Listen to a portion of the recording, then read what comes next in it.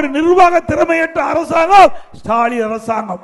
அதிமுக இருந்தது, இப்படிப்பட்ட நிலைமை இல்ல.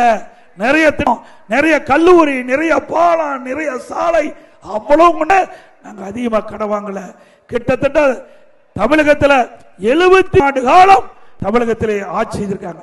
மோசாட்சி, அப்புறம் திமுக, அண்ணா திமுக மாறி மாறி தமிழகத்தில் 73 ஆண்டு காலம் ஆட்சி செய்த பொழுது 2021 தமிழ்நாட்டுடைய கடை 1,18,000 கோடி. 4 ஆண்டு திமுக ஆட்சிக்கு வந்து அடுத்த ஆண்டு ஒரு ஆண்டு சேர்த்துனா 5,30,000 கோடி கடை. 73 ஆண்டு காலம் தமிழ்நாட்டுடைய கடை 5,18,000 கோடி.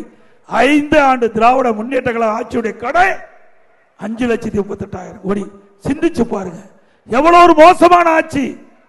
இன்றைக்கு தமிழ்நாட்டு மக்களை கடன்காரன் ஆக்குனதுதான் திமுகவுடைய சாதனை. 73 ஆண்டுகள் அதிமுக மற்றும் திமுக கட்சிகள் மாற்றி மாற்றி ஆட்சி அமைத்தது.